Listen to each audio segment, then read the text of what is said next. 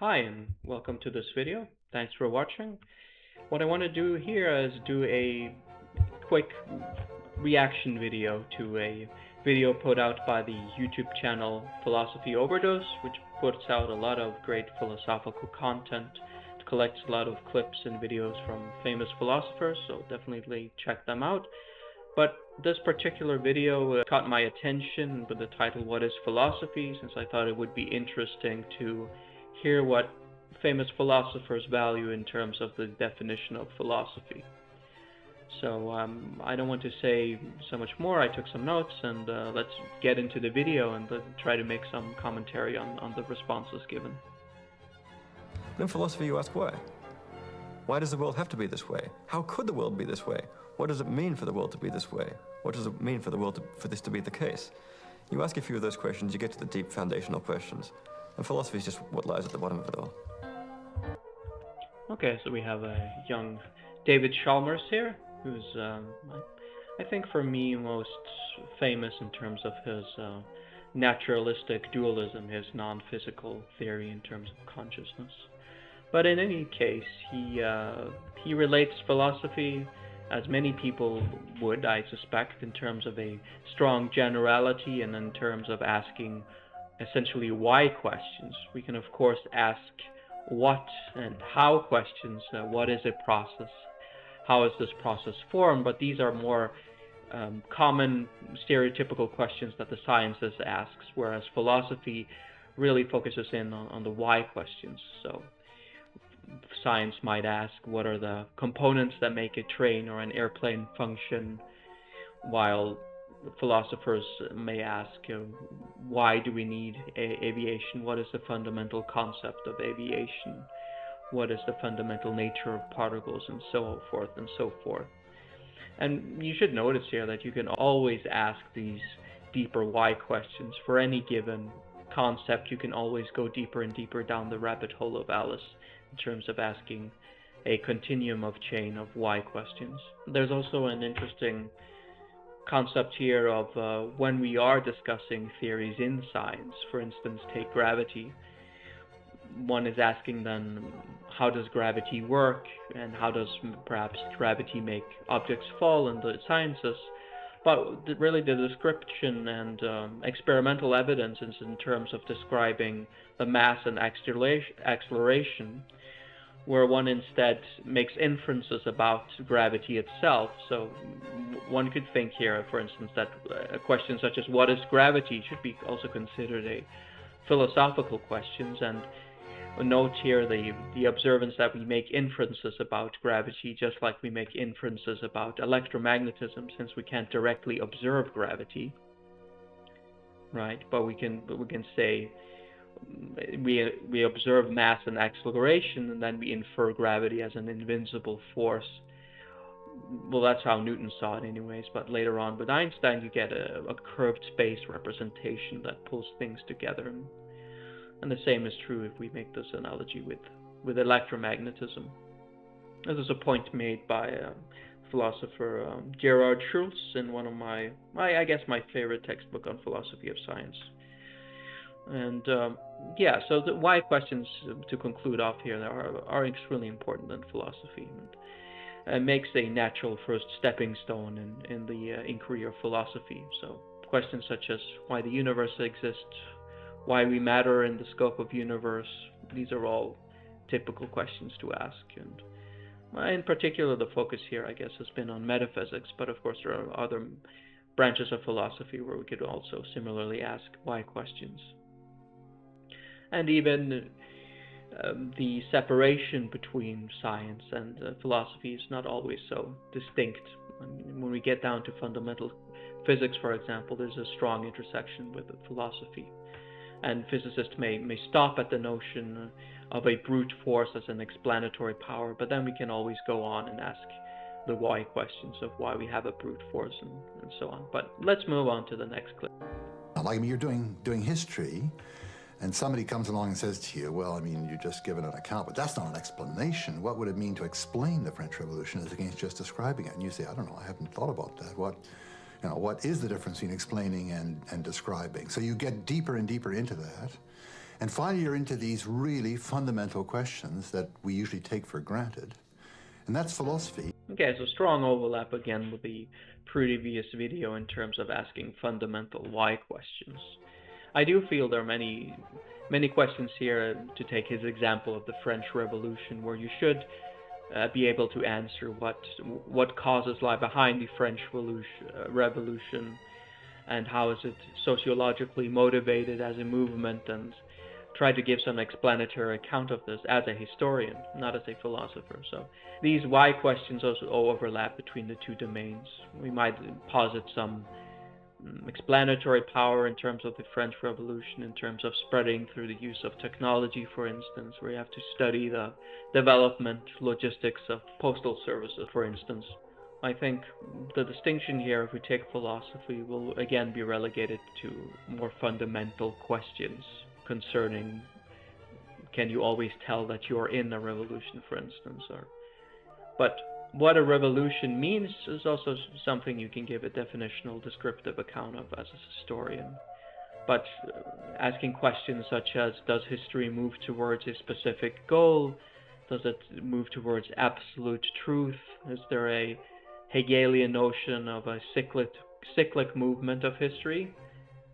These are questions more aligned with philosophy. You can take other examples where you can find historians who get close to more philosophical questions as well, where they posit a sort of eternal explanatory mechanism, or a very general mechanism for explaining history, such as Toynbee or Spengler, for instance. Toynbee had this notion of an internal and external proletariat, which always developed from the internal proletariat inside a certain society or civilization, which was at odds with the external proletariat, which could be represented by barbarians, where the internal proletariat is dominated essentially by a small minority, and the external proletariat, in some sense, is waiting for a structural demise of the civilization contained within, and eventually it will overtake this civilization, as you see examples throughout history. For example, in terms of Germanic tribes and the Roman Empire would be one example. For philosophers, you do have Hegel, as I mentioned. We can mention the Japanese philosopher of Nishida, who was very inspired by European philosophy as well, in particular Neo-Kantianism. But he had this vision of a society essentially aspiring to move towards isolated islands of differently held beliefs, which are unified by a mediation. So that would be another philosophical treatment of history. And you could also ask if historical players, if they have free will, and to what extent we can judge people as philosophers throughout history. And we can get into all sorts of methodological relativistic questions where we investigate history through a process of non-judgmental assertions, and really not judging behavior in terms of right or wrong. So this again speaks to a more philosophical bent on history. But yeah, it's a general theme throughout this video that the intersection between sciences and philosophy is not so easy to distinguish very neatly, but that is why we have seen different takes in the video. So let's move on to the next segment, shall we? The scientist will ask, what is the cause of cancer? But the philosopher will ask, well, what's cause anyway? What is for something to be a cause? What kind of a phenomenon is a causal phenomenon? What's a causal relation? Okay, so funny to see a quite young John Searle here. I always associate him with direct realism, and if you look at newer videos, audio lectures from him, he always strikes me as being very dismissive of ideas that are not his own. So it's amusing to see a young John Searle. But anyways, I think the account he tries to give here is just one example of what a philosophical question could be in terms of causality and what underlies and what is causality. I mean, you might take a human notion of causality where Hume claimed that we don't perceive a necessary connection between two events A and B. We merely have an event A followed by an event B, and the causality behind it is something we make up in our own minds. So that is one philosophical attempt to answer the question of causality in philosophy. But yeah, again, there's an emphasis on foundational questions, so it's not surprising that several philosophers have repeated this point. So let's move on to the next clip, see what we get. Philosophy is that discipline which wrestles with problems that are still in a state of too much confusion for any self-respecting science to try to grapple with them. We're the junkyard of the sciences, if you like. Okay, so positing philosophy as the junkyard of sciences. What can we say here? I think there's certainly a lot of correctness here if we look at the development of scientific theories, for instance. Something like the theory of evolution by Darwin, when it was initially brought forth, of course, there were many fields of inquiry, of attack to this field, and it wasn't formally established yet. So, of course, it had many philosophical ramifications in terms of God and a secular vision for humanity and what it meant in terms of God's creation. So yes, again, we see philosophy as relegated to answer more fundamental questions of general scope in nature, I would say. And there's also this point of questions that are most fundamental or apparent are often the hardest to solve. So if you go down this continual chain of why questions, you get into some really hard questions, even though they may seemingly appear as childlike questions. There's a video, for instance, I remember watching, or rather it's an audio recording of the author David Foster Wallace, and he's addressing college students, and he gives this narrative of a story revolving around fish, where I think the smaller fish in essence asks a question, well, what even is water anyways, or what is the nature of water? So I'll put that recording in the video. There are these two young fish swimming along, and they happen to meet an older fish swimming the other way, who nods at them and says, "Morning, boys, how's the water?" And the two young fish swim on for a bit, and then eventually one of them looks over at the other and goes, "What the hell is water?" So yeah, definitely the fact that foundational questions are often the hardest to solve explains perhaps why philosophy has made much less progress than the sciences overall, but I think one can easily make the case that philosophy has progressed in terms of metaphilosophy and evaluating history of philosophy, but the progress has not been so steep as that of the sciences, that's for sure. We can also talk a little bit more about what we do when we do philosophy. What are our tools at disposal? I think one common approach has been from the analytics tradition, which is the largest tradition within philosophy, contrasted to continental philosophy. In fact, it's very common for philosophy students to take a bachelor in philosophy at a certain university and not even be exposed to really any continental ideas. And in analytic philosophy, there has been a very strong historical focus on discerning meaning and concepts and really dissecting meaning of words. This is less an emphasis now than it used to be, but its origins are very much pertain to that. Whereas continental philosophy really brought in historical processes along with political processes. One notion from philosophy, which we use a lot in terms of tools, it would be that of conceptual analysis, really taking concepts apart and analyzing their fundamental entities and see really what the meaning is and what it constitutes for the field and for philosophy overall. But there have also been philosophers like Blackburn, who's still alive. He has a book called Think, which is an introduction to philosophy. I recommend it for new readers of philosophy, but he gives this account of conceptual engineering, where it is the job for philosophers to engineer or map and analyze and evaluate structures, just as engineers studies how material components go together and function. The philosopher then investigates a concept instead. So you want to design, you want to implement, and you want to evaluate the concepts. And note here, in general, you should also be concerned with the pragmatic effects of concepts. So you're not just analyzing concepts, you want to bring in new concepts and see if they make a difference in the world, right? So there's a pragmatic component to this as well. Yeah, so that is one important tool, I would say, in philosophy, both conceptual engineering, to give one account, and then a conceptual analysis has been very central. But let's move on to the next clip.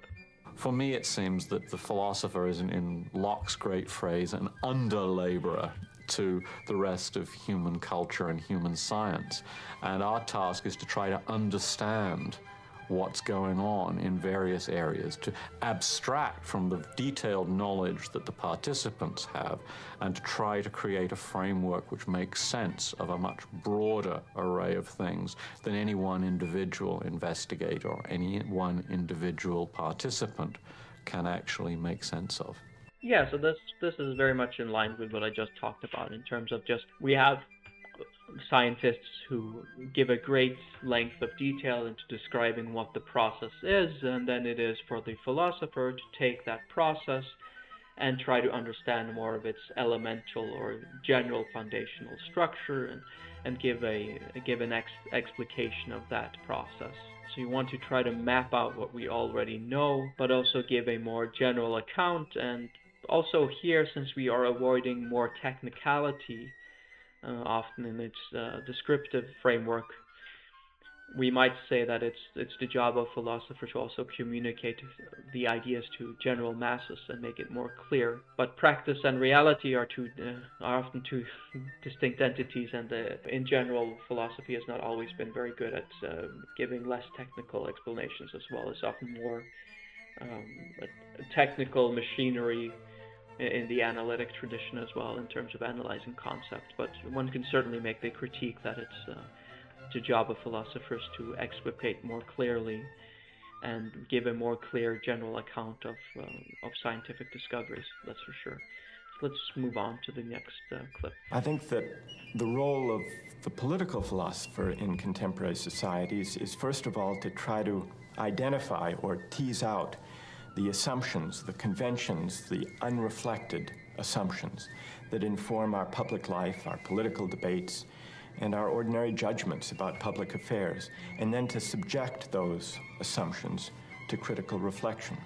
Okay, this is getting into deconstruction of brute assumptions from natural language. We might analyze a debate or something, and then we try to really pick apart the concepts and the arguments that are given in the debate and see if they are worth merit. But here, since we mentioned political philosophy, we would also, of course, be very much concerned with the actual outcome of the political process. So this is bringing into account more critical thinking in philosophy. And I would claim that critical thinking would be the most important contribution from philosophy that you can take.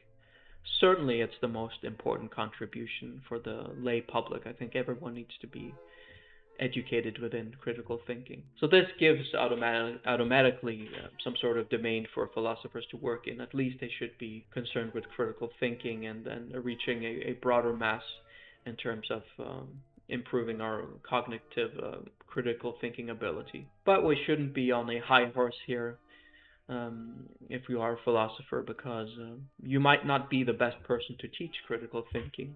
It might be that philosophers are better adapted to setting up the curriculum, deciding what needs to be taught, whereas people with a more psychological training or psychologists in general might be better actually to teach critical thinking, since our emotive lives play such an important lives in terms of disturbing our critical thinking. We get emotionally hijacked.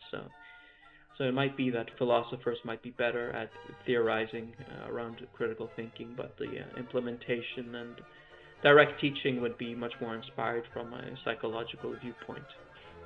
Well, I think if you look at issues like abortion, euthanasia, war, animal rights, you can see that there are very strong passions aroused. People have these very strong positions, but often the arguments aren't particularly well thought out.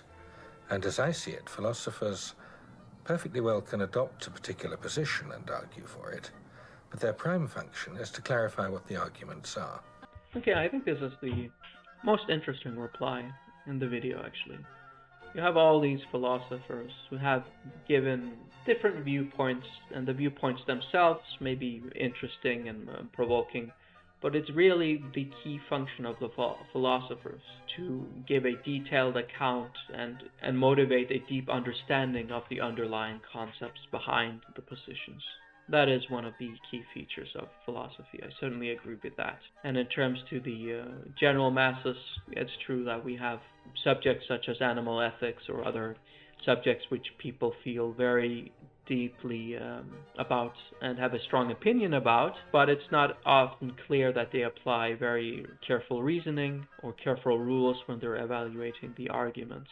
So one approach to this would be some kind of moral equilibrium setup where you could investigate different moral positions such as animal ethics, and then you could try to describe some sort of rules which should always hold in these given accounts, and then you essentially compare these rules with your own gut feeling, and then you make adjustments until you reach some sort of hypothetical equilibrium. Of course, this is quite idealized, but it's at least one activity that one could do. Also, in my own reading of philosophy, it's very often that while I may not agree with a certain philosopher A, I think that his account of the position may be very, very interesting.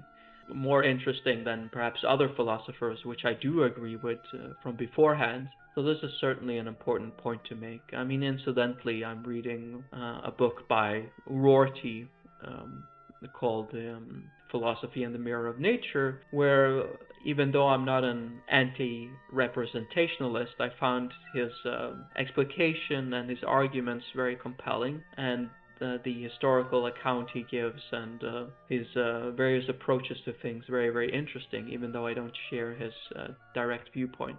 For those of you who are unfamiliar with anti-representationalism, it's essentially a view where Rorty is here challenging Kant and Descartes' point of view, where human knowledge is very much served as an internal representation of a concrete external world waiting to be correctly decoded in terms of a correct representation. And you can observe in the sciences that we have very advanced models which may lack substitution or track correctly reality, which is what Rorty is afraid of, amongst others, in his book. But I haven't finished the book, but it's very good.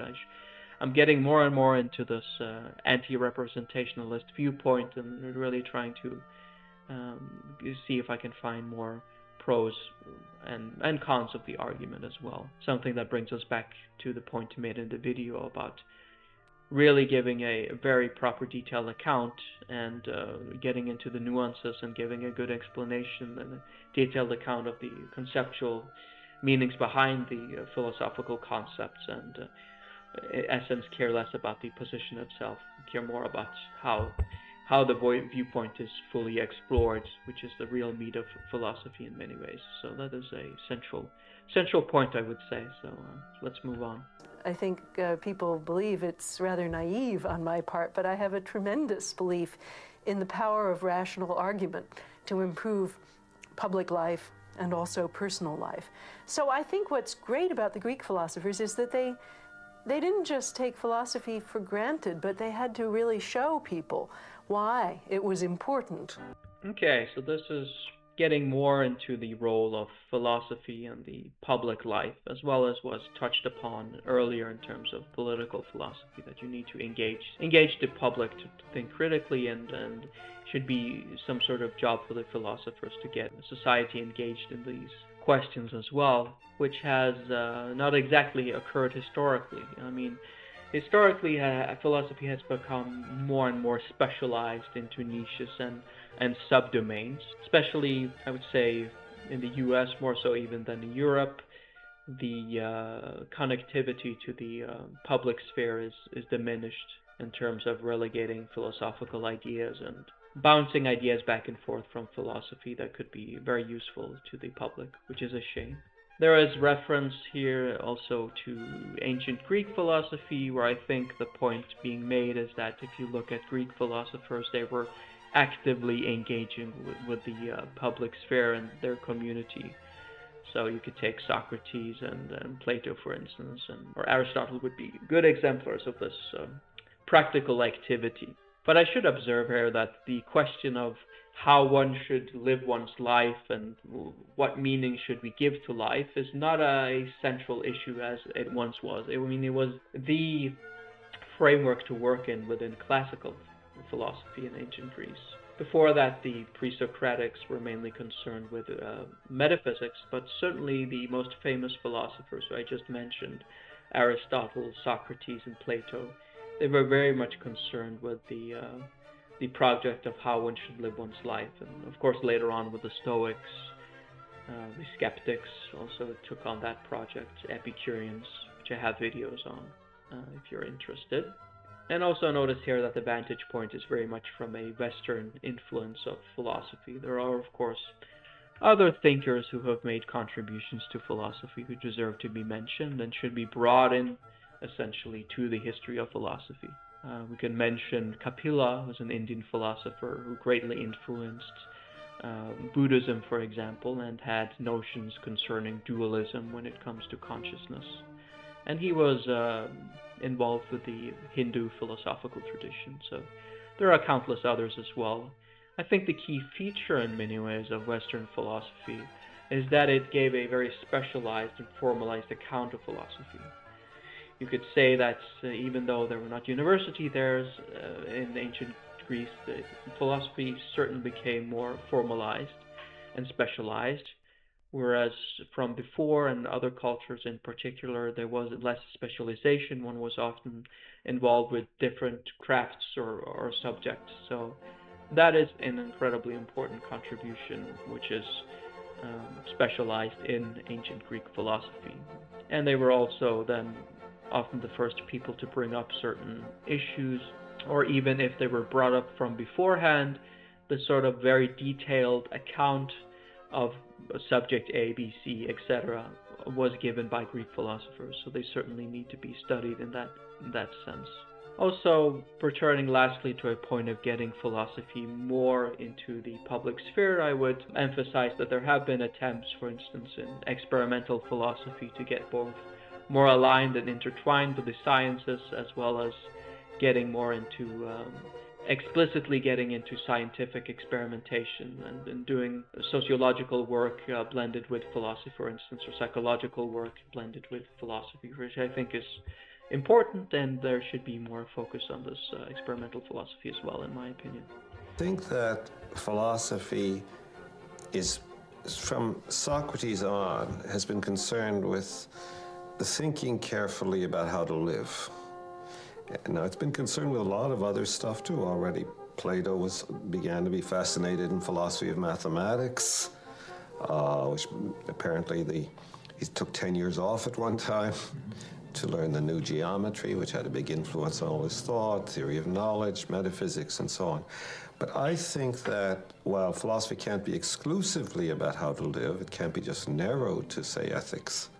That combination of an interest in how to live and an interest in reasoning carefully about it, bringing together these two things that seem so different, close reasoning and a concern with man's place in the universe, the meaning of it all, how to live.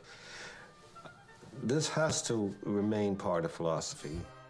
Okay, so we get here Hilary Putnam, who gave a sort of a normative viewpoint in the end. He said it should be part of philosophy, the work of detailing how one should live one's life, which I just mentioned before has been sort of outphased, or I would say in great detail has been outphased from philosophy.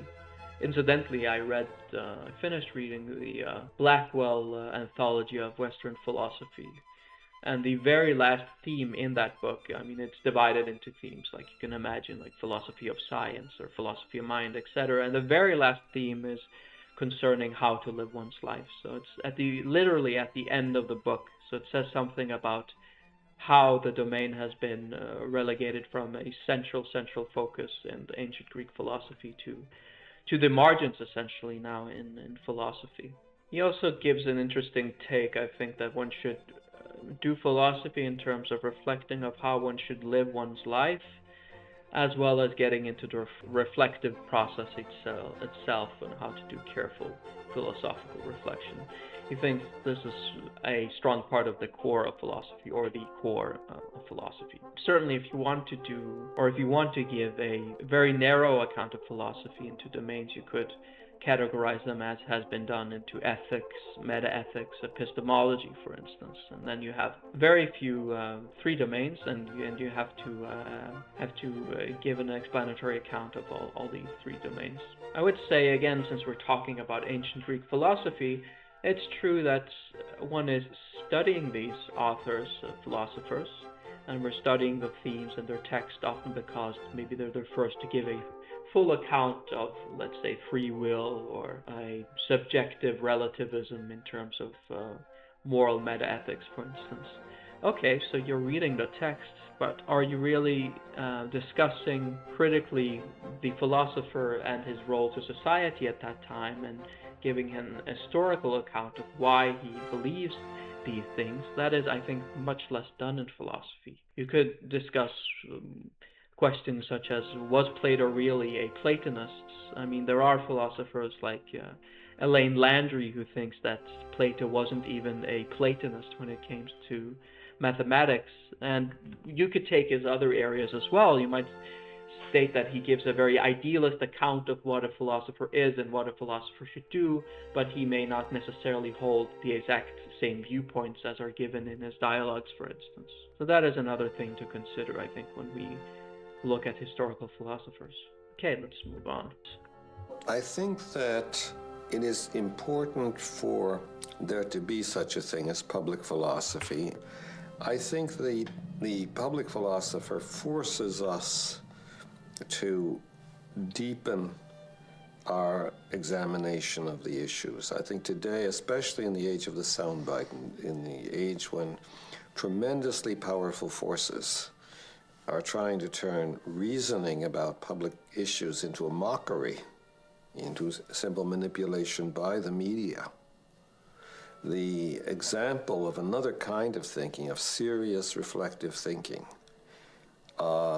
even which goes all the way to metaphysics, is terribly important. Okay, so we again get Putnam again, who makes a strong case for the power of reflection in philosophy, and certainly that the philosopher needs to engage with the public life. I think he's thinking of here in particular politics, which can make grand changes in person's life, certainly through implementing new policies, and it should be an explicit goal of the philosopher to aid in the critical thinking and evaluation of political ideas, so they need to be brought in essentially to the public sphere.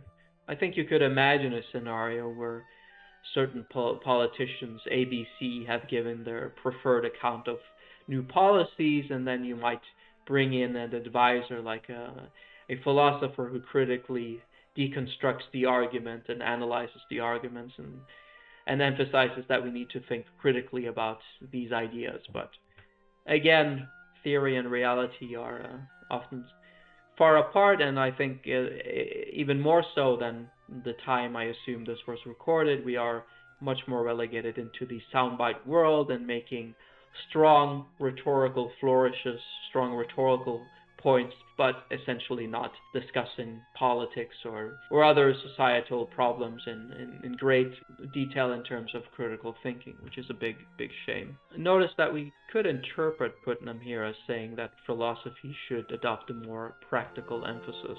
So it's not enough, as I mentioned before, that given the strong analytic tradition of taking concepts apart, as it were a cadaver, we should also invent new concepts and evaluate their new position in the world and look at the efficacy of the ideas and more of the pragmatic outcomes that these changes to concepts could have for the public life. I think that's very important. There are certainly attempts of this. I mean, there are studies who look at the question of free will versus determinism, for example, where they have exam participants being told that they have no free will, or that they have libertarian free will, before taking the exam, and then they look at the results, and it's generally concluded that the test subjects who were told that they have no influence in their own outcome, explicitly here a hard deterministic account, would diminish their score results in the exam. However, I didn't see really a detailed discussion when I glanced through these papers about the effect size and how strong the effect is, and I think you also need to measure how strong the effect is like 2 weeks later from taking the exam, or a year later, if you will, if it really has a strong effect on the test subject. But that's again bringing into forefront the importance of experimental philosophy, so there's that.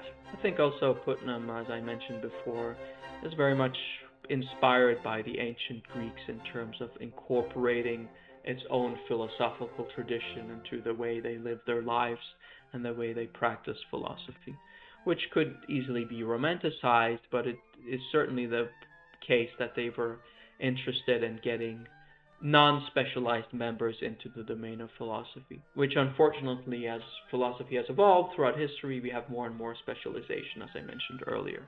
The value of philosophy by the values that govern or motivate other fields that are practical in their motivations.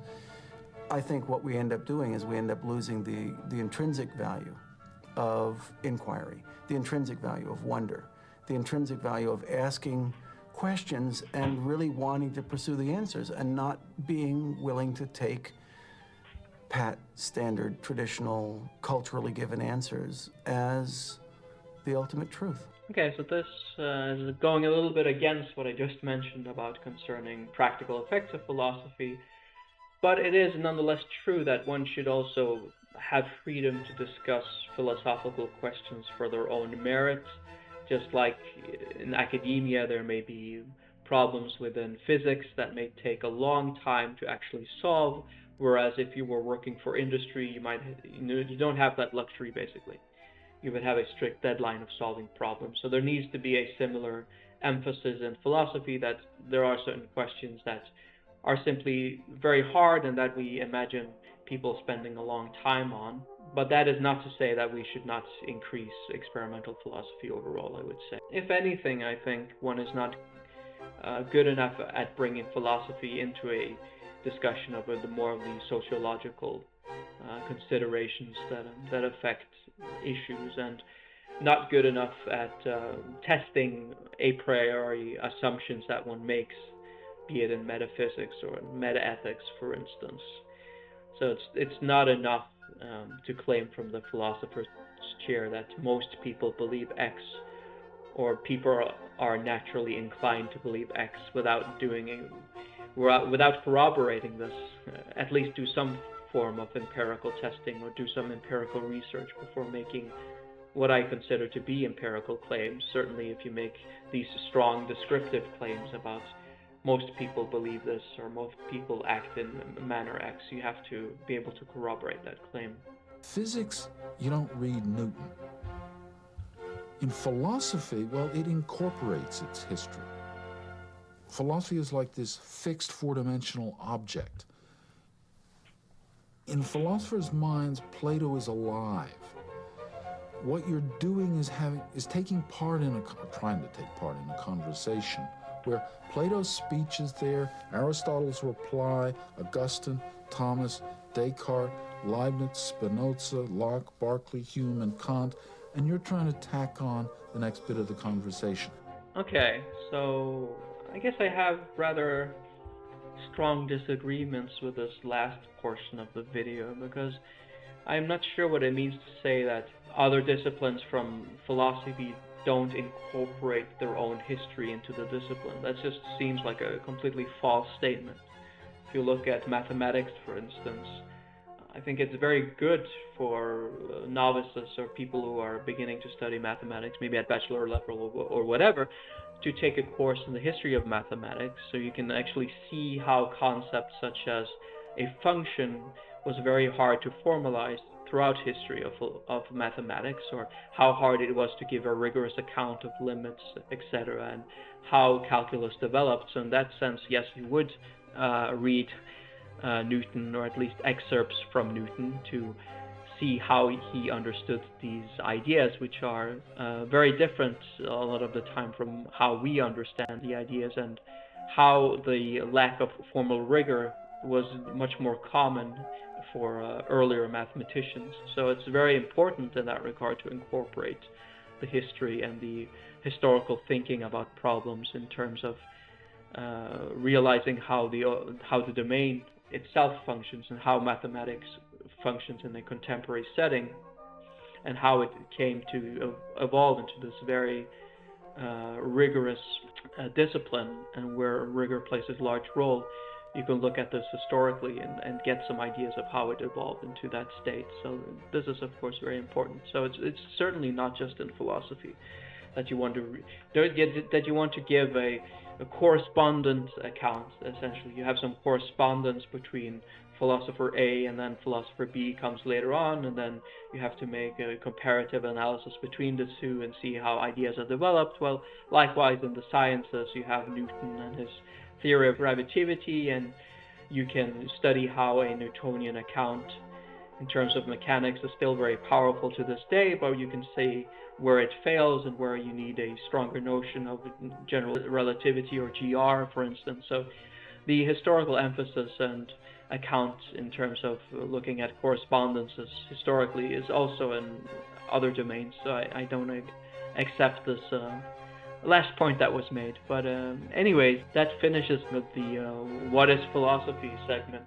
that we have reacted to. So I hope you got something out of it. I mean, these are very big figures in philosophy, so it's interesting to see how they differ in their account of philosophy. I think a commonality almost between all of these was talking about philosophy as answering fundamental questions and asking the why questions. So that is at least one common feature that was shared. And also the emphasis on not just doing philosophy in the confines of academia and where it becomes more and more specialized. You also have, I think Putnam would go as far as to say, some sort of duty to reach the public and engage with ideas publicly, at least concerning critical thinking, which is probably the most important aspect, as I mentioned, of philosophy that can really affect changes in society. So that is a positive note to take from philosophy, that there is this apparatus of critical thinking, which is very important.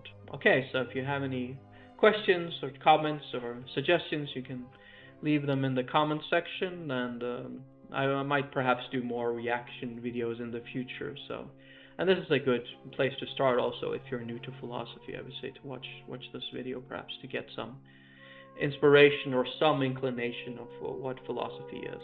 So yeah, I'll see you in the next video, and cheers.